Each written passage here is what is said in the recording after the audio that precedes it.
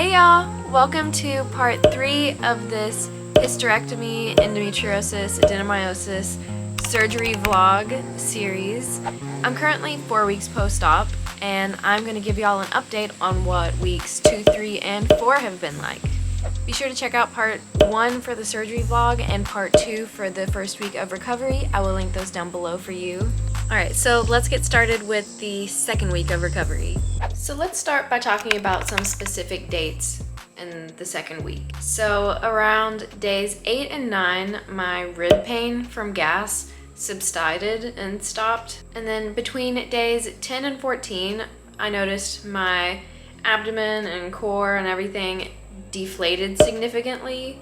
So right after that intense gas pain stopped, I noticed that I was coming down a bit. I wasn't completely deflated. I was still a bit swollen and stuff, but I did notice a big difference. And then at about day 14, I was able to use my abs again, just a little bit without having pain or cramps or discomfort or anything. Because before this point, getting off the couch, I was like, I'll show you. Okay, so this is what I looked like trying to get up before.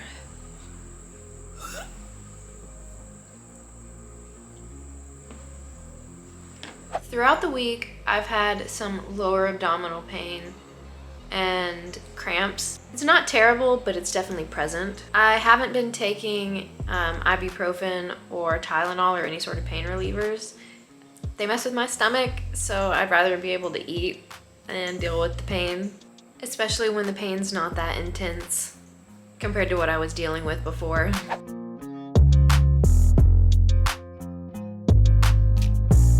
However, going into week 3 was where things started trending not so up. So going into week 3, right around 2 weeks post-op, I was hit with intense fatigue. Could not keep my eyes open, so tired. And then I was having more intense cramps. Yeah, buddy, cramps. And so I did a little research, and apparently at about 2 weeks, it is normal for your hormones to fluctuate and to experience extreme fatigue and cramps and period-like symptoms. I still have my ovaries, so they are fluctuating and figuring out what to do and how much of stuff to produce. And it's my first time in 10 years without birth control, so they've got some stuff to sort out. I found a post on Reddit about a realistic timeline of healing and recovering from a hysterectomy, and it's much slower than I thought. I'll put it right here. So, as you can see, 2 weeks is when people start to experience hormone things, and from going through some more of the hysterectomy Reddit, it was really common. Also, someone said between weeks 3 and 10, they were extremely tired and stuff. So pretty much all of week 3 has been very hormonal. Pretty much PMS symptoms. And I've been experiencing cramping, which is not a symptom I was having before surgery. Despite all my other symptoms I was having, I was not having cramps. But now I am, so now I have a new thing that's happening. I was not prepared for all this hormone stuff, but it makes sense and I should have been prepared for it. But in my mind, I just kind of imagined recovery would be ooh. But it seems like it's gonna be more ooh, ooh, ooh, ooh, ooh. We'll see what it's like. I'll keep updating y'all, but right now we're definitely not going up. My activity levels are pretty low. But as far as healing from surgery, I think my incisions and everything is healing really well. I'm not having pain from that.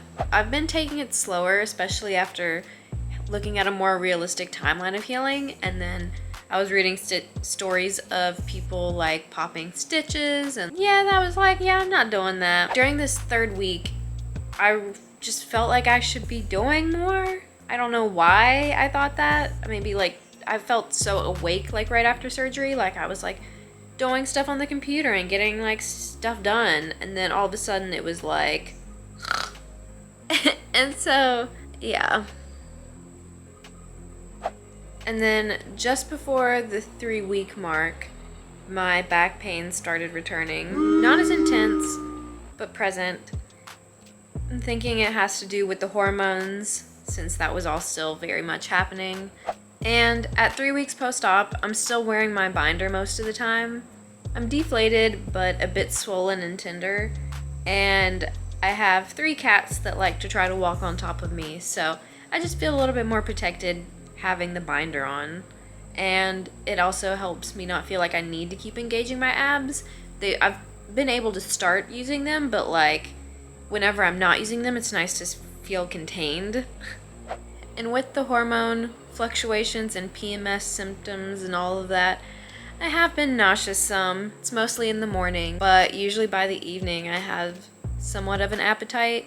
My appetite is still much better than before surgery, but it's not as good as it was those few days where I was like cooking and eating and feeling real good. Hi, Kiki.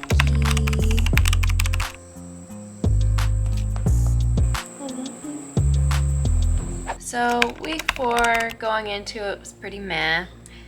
My back pain started to increase, and by 3.5 weeks post-op, my back pain was getting pretty intense at times, and like the same spot, which is interesting because like for that first couple weeks I just didn't have back pain at all, and then for the first 2.5 weeks I didn't have back pain at all, and then like it came back a little bit, but now it's like, hello, I'm back. So that's been meh.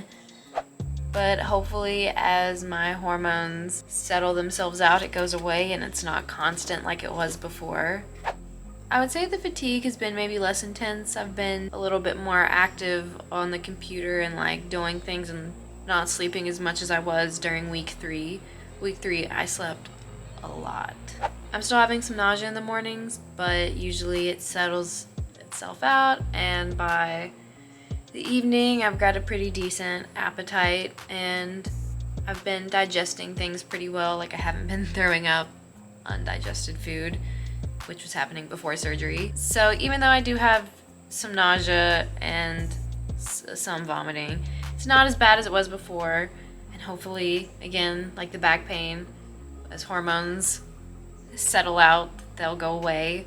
I am able to engage my core like a decent bit, which is nice to have more control over that now. But yeah, that's where I'm at 4 weeks. Hopefully things get better and not worse. From what I've seen and what I've read from other people's experiences, it fluctuates and often takes 6 months to a year before you start feeling like a normal human again. And I saw like 2 months is where you can really expect to like, I don't know, feel recovery is working. So yeah, it hasn't been all great, but I think I'm still better than I was before. And I think it'll continue to get better even if I do fluctuate and have some downtimes and things like that. But I'm recovering. I'm able to eat more. So there are definitely positives that are happening. And then last night, like this is like 4 weeks post-op, I'm not sure if this is related to surgery or anything or hormones, but at like 10 o'clock last night, my shoulder started hurting like back here, and it's so intense, and I thought maybe like when I woke up it'd be gone, but it's still very much present and makes my back pain feel like it's not there anymore. So I'm not really sure what this shoulder pain's about, but that just adds like a little sprinkle to the mix. So it has not been all rainbows and butterflies the last few weeks, but it still has been better than before surgery. Today I go for my 4-week post-op checkup, and we'll also go over my surgery results and stuff. So be sure to subscribe so you don't miss that. I will be sharing the results of my pathology and what my doctor tells me about my surgery. I'll be sharing all that with you guys.